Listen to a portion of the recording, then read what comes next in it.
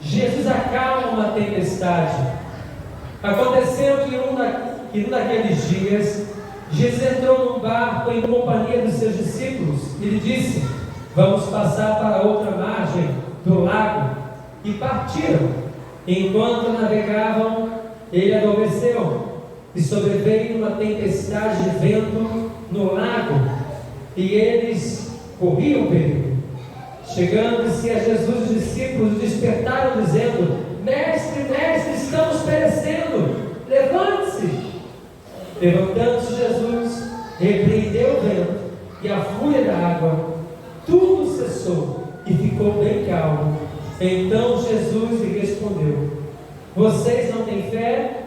Eles, possuídos de temor e extrema admiração, diziam uns para os outros: quem é este que até o vento e o mar lhes obedecem? Amém? Glória a Deus.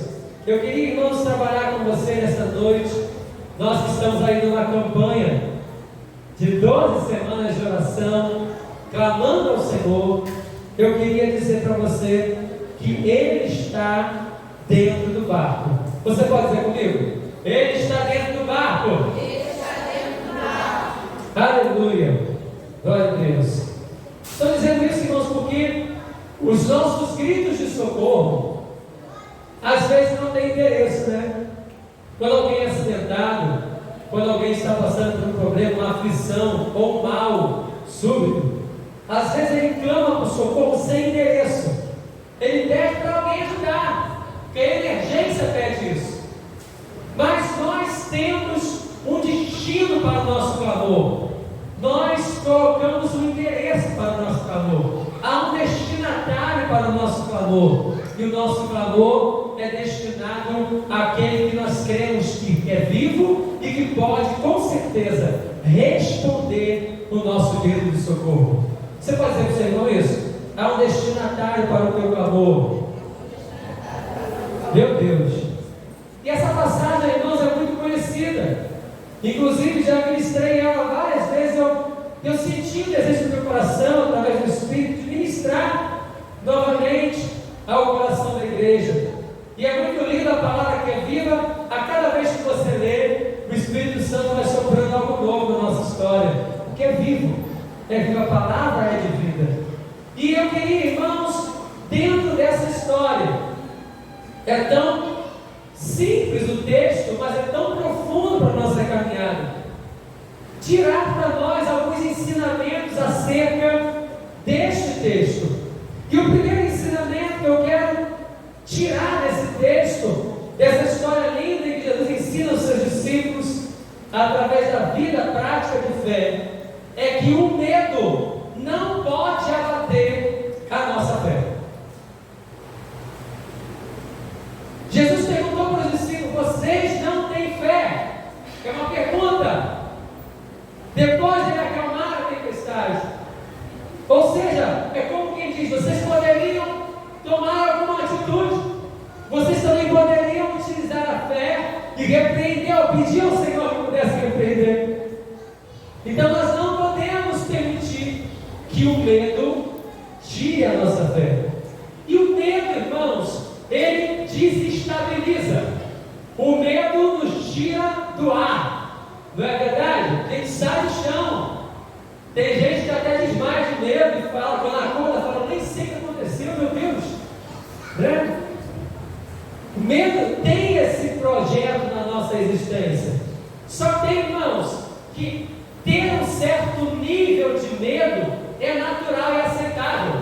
Mas o medo que nos paralisa, o medo que neutraliza a fé, o medo que impede que nós possamos agir para que o poder de Deus se manifesta, esse medo não pode existir. Você pode falar para o seu irmão: esse medo não pode existir. O medo que te paralisa. Então eu quero, irmãos, profetizar. Assim como o medo neutralizou a ação dos discípulos, mas Jesus estava dentro do barco, eu quero dizer para você nessa noite: se o medo tem te paralisado, se o medo tem te neutralizado, se o medo está fazendo com que você venha estar parado e que venha estar matando a fé, eu quero dizer que Jesus está dentro do barco. E Ele está perguntando para você nesta noite: você não tem fé? Então a tua fé precisa ser exercida para que ela seja maior do que o medo e que você possa avançar por fé e não fundamentalizado pelo medo. Nós precisamos avançar por fé e não sermos neutralizados pelo medo.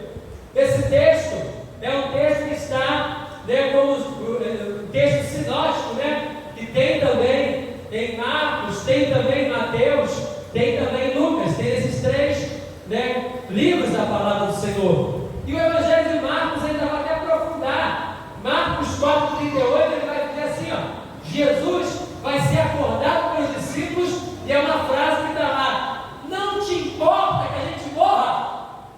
Não te importa que a gente pereça? Falava até afrontosa, vamos dizer assim, Jesus, tu é Deus, está dormindo aí? Tu não está preocupado, a gente vai morrer. Então, irmãos, muitas vezes uma suposta afronta é escondida, é o medo escondido na palavra de afronta.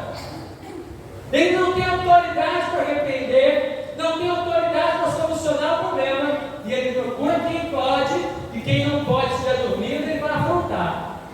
Então nós precisamos ser movidos pela fé, a fé que nos move para vivermos coisas sobrenaturais.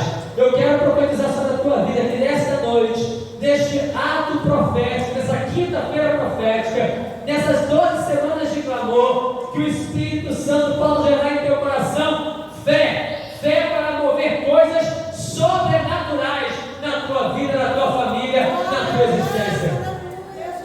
Ah, pastor, o senhor não sabe o que eu estou passando. O senhor não está morando na minha casa, o senhor não está no meu local de trabalho, o senhor não tem a família que eu tenho.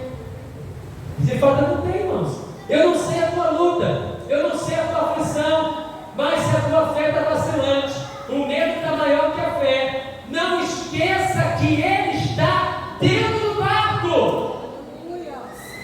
Eu não estou vendo nada, eu não estou sentindo nada, não estou percebendo nada, mas Ele está dentro do barco. Ele está dormindo, mas na hora certa Ele vai se levantar. Eu preciso crer nisso, irmãos. Um outro ensinamento que eu tiro do texto: Jesus é 100% homem, por isso dorme. Mas Ele é 100% Deus, por isso fica de pé e repreende o vento e o mar.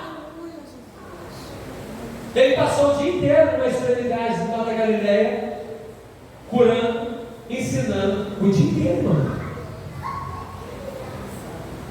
Não sabemos nem se conseguiu fazer suas necessidades fisiológicas direito, se conseguiu comer. Então o corpo está extremamente cansado. E aí, quando pega aquele barquinho de pesca e o movimento das ondas, quem já pegou o japeri, irmãos, é uma benção, né? Já está dormindo. Balançando.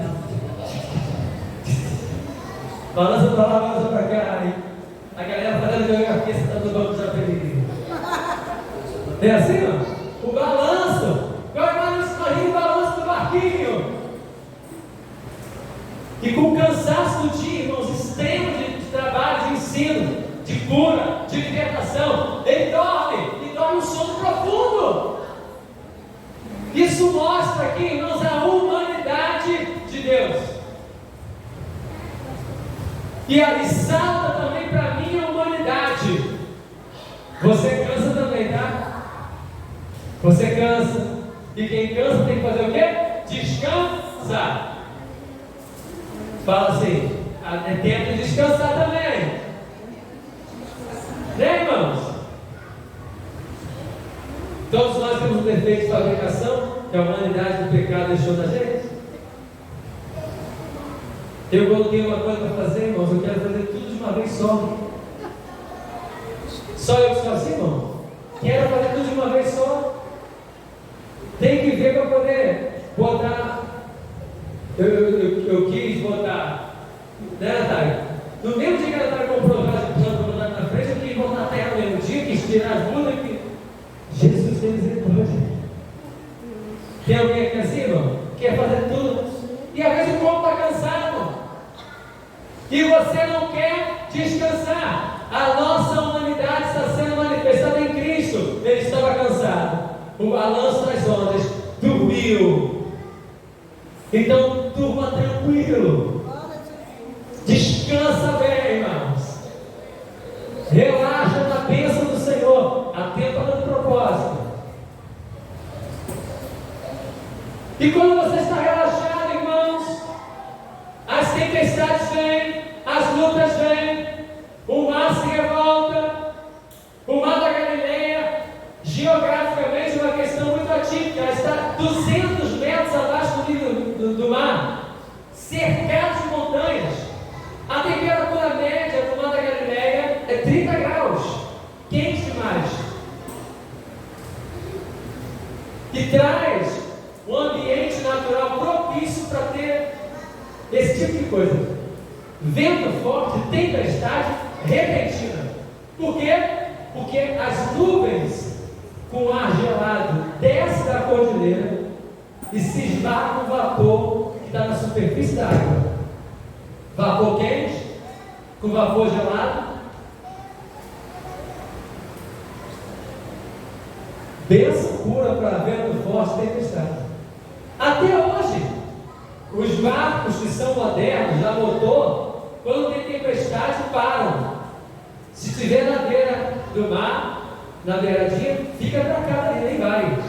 De tamanha força que é. Então, irmãos, eu tenho Jesus dormindo na proa do barco, como um homem cansado do seu dia, da sua jornada, que aponta a nossa humanidade.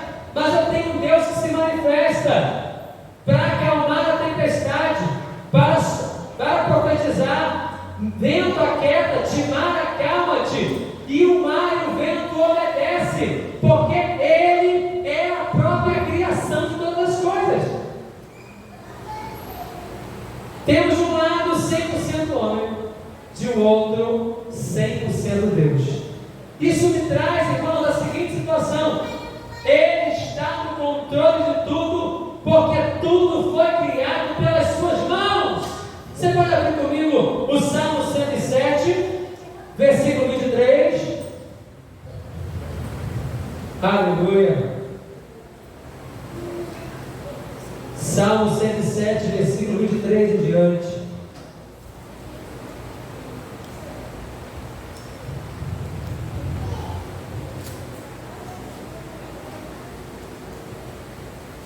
Diz assim a palavra: os que tomando navios descem aos mares, e os que fazem comércio na imensidade das águas, esses veem a obra do Senhor e as suas maravilhas nas profundezas do abismo, pois Deus falou e fez levantar o vento tempestuoso que se elevou às ondas do mar, subiram até os céus e desceram até os abismos. No meio destas angústias, desfaleciam a alma, andaram e cambalearam como bêbados, e em nada adiantou da sua habilidade. Então, na sua angústia, clamaram ao Senhor, e Ele os livrou das suas tribulações, fez cessar a tormenta, e as ondas se acalmaram. Então, se alegraram com a calmaria, e assim se levou ao porto desejado. Amém? Se tem tormenta agora, se tem vento forte, a palavra que nós lemos através do salmista é que o Senhor irá conduzir a um tempo de calmaria. Vai vir calmaria. Você pode estar passando pela tormenta, pode estar passando pela tempestade, mas a promessa é que vai vir calmaria. Às vezes, irmãos, nós queremos que o Senhor haja no nosso tempo, que o Senhor se levante quando nós queremos, mas Ele vai se levantar no tempo dEle. O que eu preciso é permanecer mantendo a fé. É o tempo dEle, irmãos. É difícil demais passar e suportar o teste do tempo. Mas nós precisamos entender que quando nós passarmos pelo teste do tempo, entendendo que o Senhor está dentro do barco, nós iremos receber um carimbo de aprovação do Senhor na nossa história. Isso, irmãos, esse carimbo, essa aprovação é sinal de autoridade, e Cristo se levanta no meio daquele mar ou daquele lago, né, com a autoridade não dada pelos homens, mas a autoridade que vem de Deus. E é isso que eu preciso entender, e é isso que você precisa entender. O mecanismo que nós iremos trabalhar para vencer as tempestades é o mecanismo chamado fé, é o mecanismo chamado perseverança, é o mecanismo chamado permanência. E ele está em silêncio, nada está acontecendo, parece que nós vamos naufragar, tudo está contribuindo contra, mas ele está no barco, ele está no barco, a presença dele está lá, ele está lá, e mesmo que ele não fale nada, mesmo que não haja movimento, mesmo que tudo à minha volta pareça que não, eu creio que ele vai me levar para um tempo de calmaria. Eu não vou morrer, eu não vou naufragar, eu não vou pular do barco, porque Jesus está lá. Eu creio que tudo foi feito por ele, por intermédio dele, a autoridade está nas mãos dele, o poder criador pertence a ele, por isso ele vai se levantar na proa do barco como Deus, cheio de autoridade, para dizer: fica quieto, vento, acalma-te, mar, e eles vão obedecer ao som de uma só ordem. Oh, que coisa linda, irmãos. Você pode falar para o seu irmão: é lindo Jesus que você serve. É por isso que nós vamos entender um princípio muito interessante, irmãos. Jesus ensina os discípulos no caminho, na vida, na prática, porque Jesus não nos chamou para trabalhar para Ele.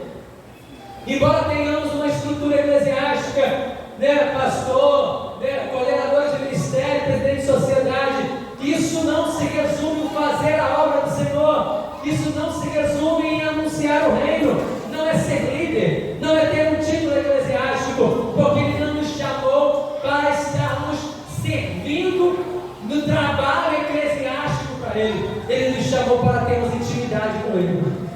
Ele nos chamou para sermos íntimos dEle, para entendermos o que está no coração dEle, os sonhos dEle, os projetos dEle, os pensamentos dEle, o caminho que Ele traçou para nós, o plano que Ele realizou para nós. Irmãos, você já parou para pensar, na hora da tribulação e da angústia, em que você tem o privilégio, ao invés de acordar Jesus para acalmar a tempestade, acordar Jesus para dizer assim: Jesus, o que tu quer para a minha vida? Qual é o plano para a minha história? Qual é o propósito? Quando o Senhor me criou, quando o Senhor me gerou, como Davi falou, ainda informe lá no ventre da minha mãe, tu me conheces. Qual era o plano que tu traçaste para mim? Eu quero estar enquadrado no teu propósito, eu quero estar enquadrado no teu plano. Eu não quero só trabalhar na igreja, mas eu quero ter intimidade contigo. Você pode sair daqui nessa noite com esse pensamento, com essa ideia: Senhor, qual é o teu projeto para a minha vida? Você parou para pensar que você é único, você é única, não tem ninguém igual a você, não tem outra pessoa igual a você, não tem ninguém na face da terra. A ciência está pesquisando isso até hoje. É a única estrutura, né, que não tem cópia. Até quem é gênero diferente, geneticamente falando. Como pode, irmãos, a Terra, bilhões de anos, a humanidade, sem nenhuma repetição? Nenhum ser humano, desde que nasceram e morreram antes da gente existir, não se replicou. Ninguém. Não tem como não dizer que há um poder sobrenatural que rege esse universo. E é esse poder, irmão, chamado Jesus Cristo, chamado poder de Deus, que nos forma para um propósito. Diga para o seu irmão: você é formado para um propósito.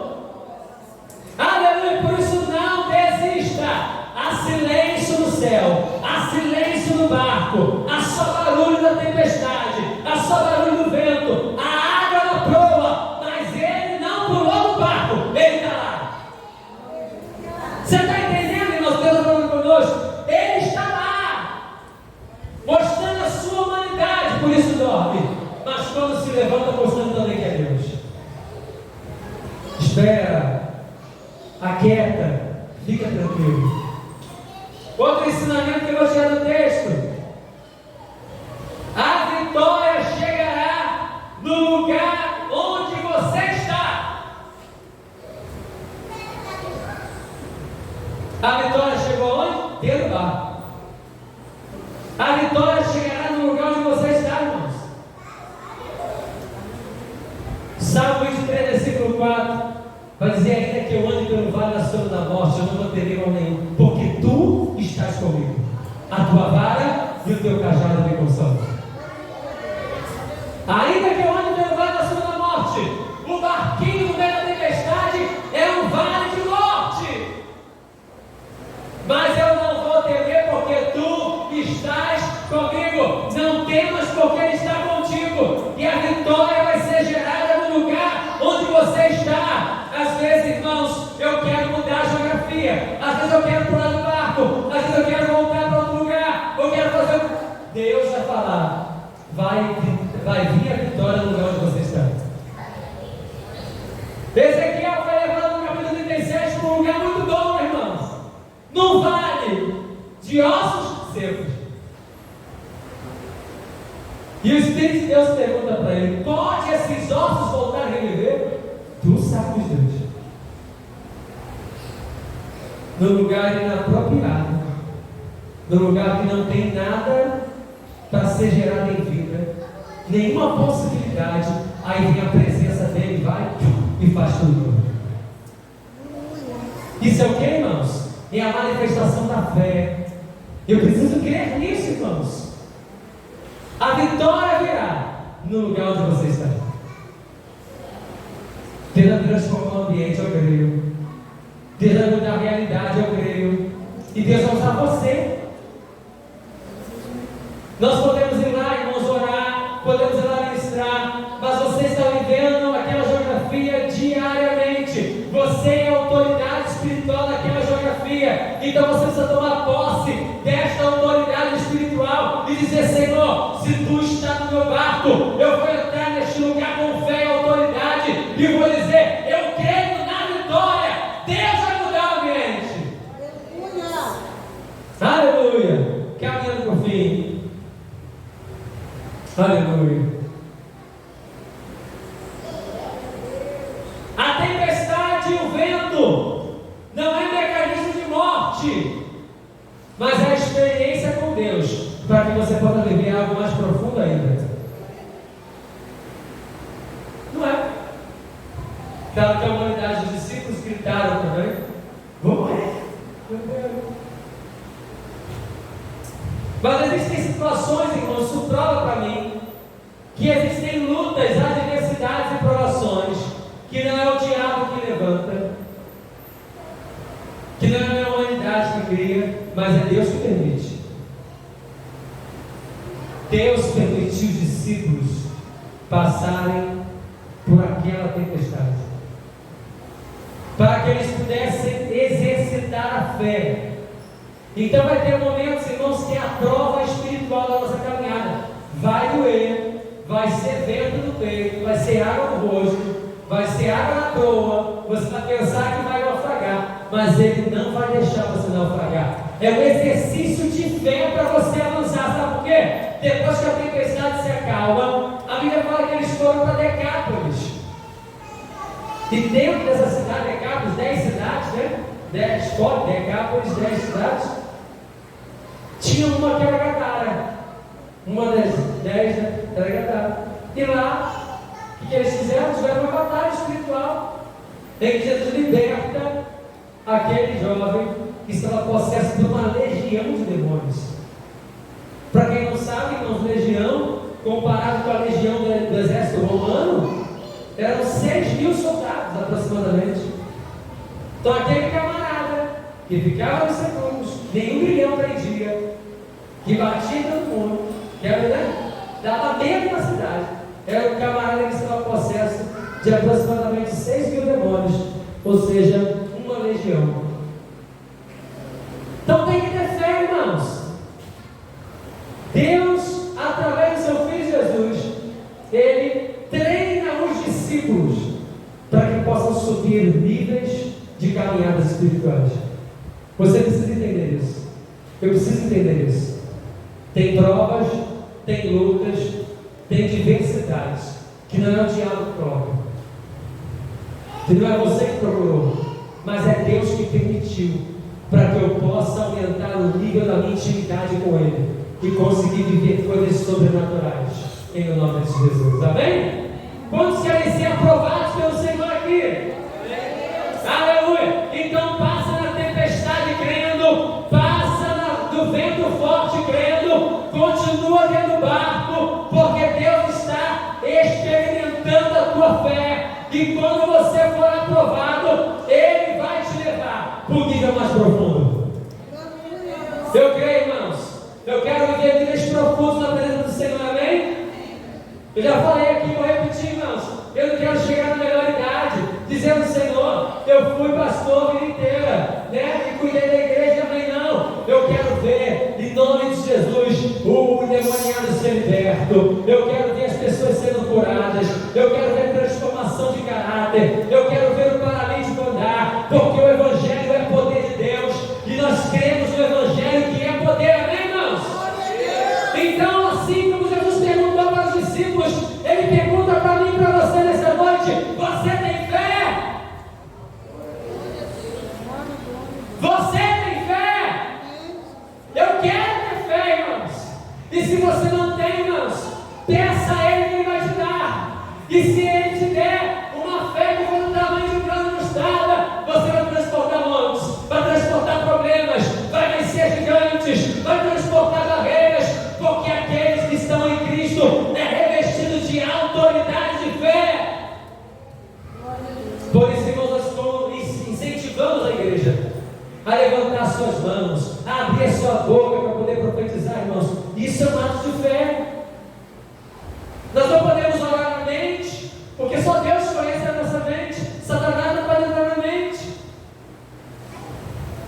a ponto de saber o que você está falando, pensando, né? Falando, sabe. Então nós precisamos declarar isso, irmãos. Declarar em nome do Senhor. Por isso que a palavra é viva. É tão lindo, irmãos, quando nós oramos através da palavra. Os irmãos oram assim? É que a gente tem tanta palavra do Senhor em nós. Senhor, cumpre em mim a tua palavra, como o Senhor fizeste com Josué, lá no capítulo 1, versículo 5. Ninguém poderá te resistir todos os dias da tua vida. Tu falou para ele, Senhor, como tu foi com Moisés, assim serei contigo, não te deixarei e nem te desampararei. Cumpra na minha vida como tu fizeste com Josué. Quando você ama a palavra, quando você come a palavra, quando você tem intimidade com a palavra e ora a palavra, Ele vai injetando fé na tua vida. Ele vai te trazendo experiências de fé. Ele vai trazendo nova todas as coisas, e você vai vendo Ele ficar de pé na proa do barco. Ele vai vendo Ele acalmar a tempestade. Ele vai vendo o vento cessar. Ele vai vendo a calmaria. O servo de Deus que age assim vai vivendo de glória em glória e experimentando na vida da fé a manifestação do poder de Deus. Aleluia. Você pode levantar as suas mãos nesta hora. Você pode nesta hora, em nome de Jesus, declarar diante do Senhor que você quer viver o sobrenatural na medida da fé. Você pode dizer comigo: eu creio, Senhor, que vamos viver neste lugar o sobrenatural na medida da fé. Ele está no teu barco. Ele está dentro do teu barco. As questões naturais podem ser as mais variadas. Pode ser abaixo do nível do mar, pode ter montanha, pode ter vento frio, vento quente, pode ter maremoto, terremoto, tsunami. Se Ele está dentro do barco, você não vai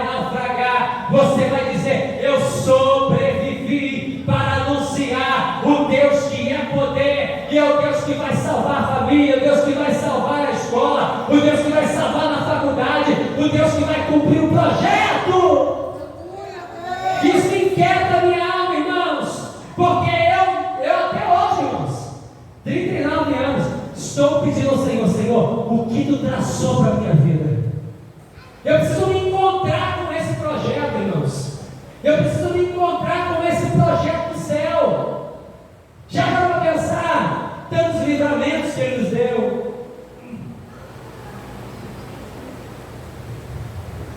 tantas coisas aconteceram para a gente não estar aqui, e Ele nos conservou aqui. É porque tem projeto, é porque tem plano, tem propósito do céu. Eu preciso me encontrar nesse propósito. Eu preciso trazer perdidos até a presença do Pai. Eu preciso ser instrumento, canal. E se Ele está dentro do meu barco, irmãos, eu quero agir na direção dEle. Quando Ele perguntar para mim, tem desfecho, quando Ele perguntou para os discípulos, eu quero dizer: Senhor, pode ficar tranquilo, que eu vou preparar um pãozinho quentinho, com um peixinho na brasa, porque debaixo da tua autoridade, eu já repreendi o vento, já pedi para o mar se acalmar, porque eu estou experimentando o poder que o Senhor me ensinou. Caminhando por fim dessa mensagem, irmãos, aí a experiência da palavra em nós, na diferença entre ver e praticar. Nós precisamos não somente sermos ouvintes, mas praticantes dessa palavra. Vai chegar um momento, depois de todo esse cenário, tempestade, gadareno, que Jesus vai enviar os discípulos para falar assim: agora faz vocês. E alguns voltam nus,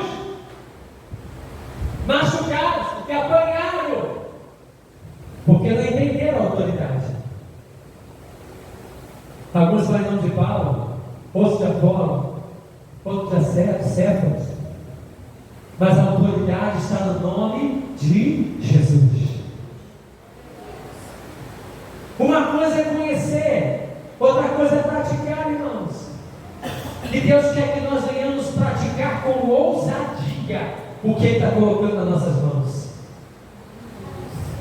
Que você possa, como eu, receber essa ousadia, entender que Ele está dentro do barco.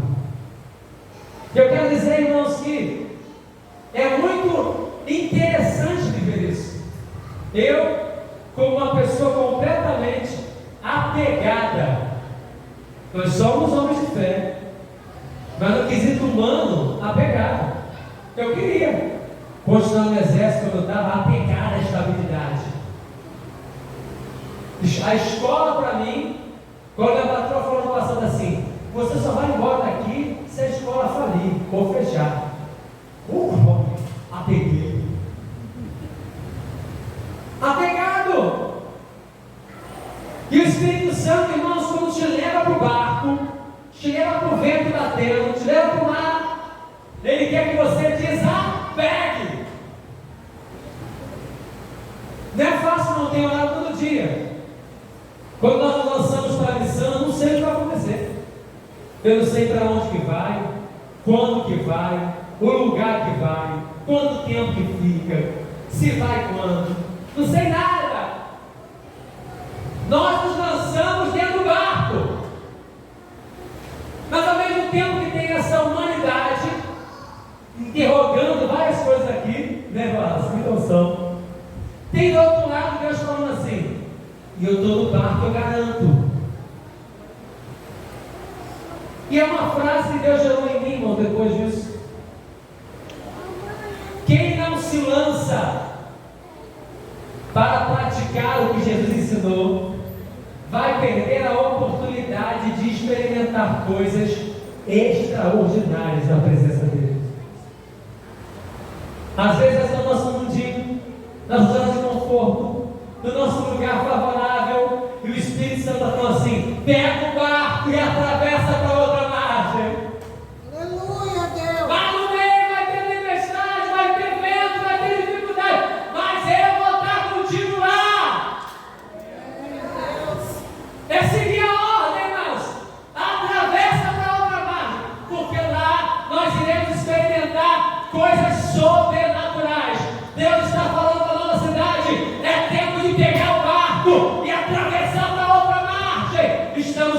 dificuldade? Sim. Tem vento forte batendo? Sim. Tem chuva caindo? Tem dificuldade soprando? Mas Ele está dizendo na nossa cidade, para a nossa história: eu estou contigo dentro do barco.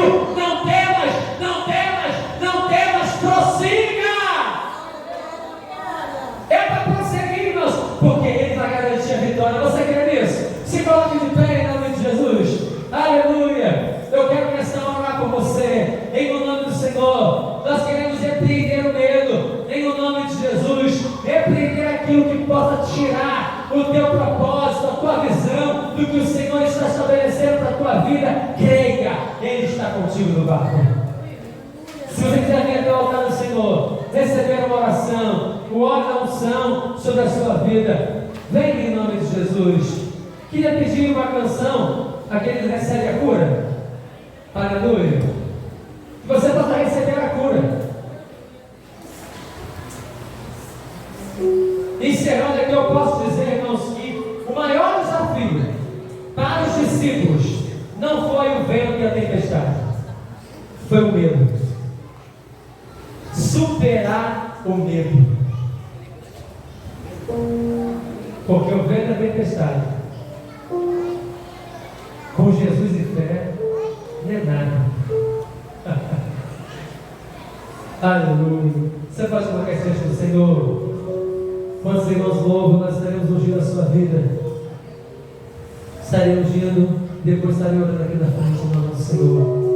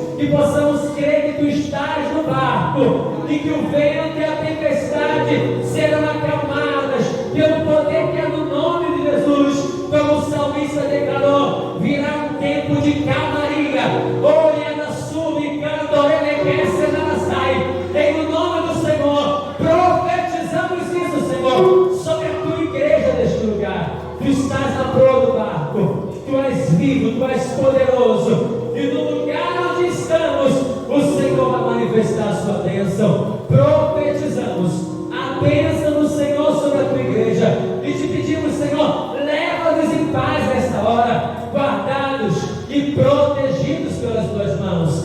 ver, Senhor, um retorno debaixo da tua bênção. E que tudo que nós ouvimos do céu, na noite desse dia, possamos praticar e viver em nossa casa, em nossa vida e nesta amada igreja. É o que nós profetizamos, crendo, te agradecemos, no nome de Jesus. Amém e amém.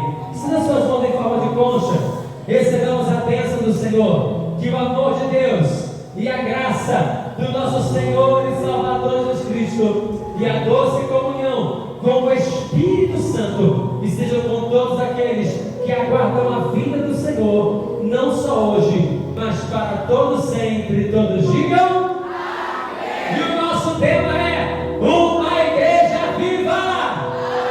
Uma igreja viva. Aplauda ao Senhor. Glória a Deus, amados. Que o Espírito Santo tenha falado ao coração de cada um de vocês através da ministração da sua palavra.